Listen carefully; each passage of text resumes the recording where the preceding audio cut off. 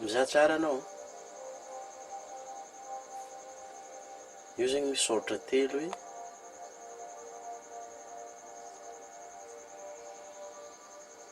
Volagna amin'ny eritreritrinao ifo zegny, tsy mila mivolagna amin'ny vavanao zegny anao, tsy mila mihetsika vavanao fa amin'ny eritreritrinao izy ty mahita soratra io zegny anao mivola. Soratra telo io zegny.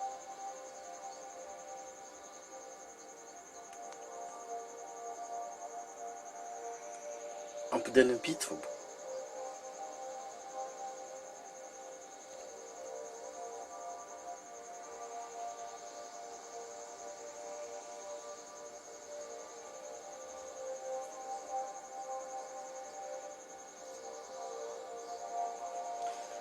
Ok, izy io io secret.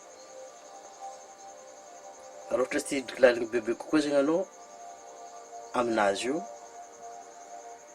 ozy le zegny magnazava ambany hoe mbala i raha fô zegny azavainy en détail soratra io zegny, fa io zegny mitaky fahaizanao ny langue anglais zegny. Donc izy ka tsy mahay zegny anao mandefaso commentaire ambany io zegny anao de vilibolarintsika zegny izy amin'ny vidéo magnaraka zegny. Sorako anao ambela commentaire anao ambany ao, sorako anao hitandregny fagnazavana ozy le izy amin'ny lien ambany hoe, sorako anao i-abonner avio i-activer notification anao misy anao tsy tara zegny amin'ny vidéo magnaraka zegny.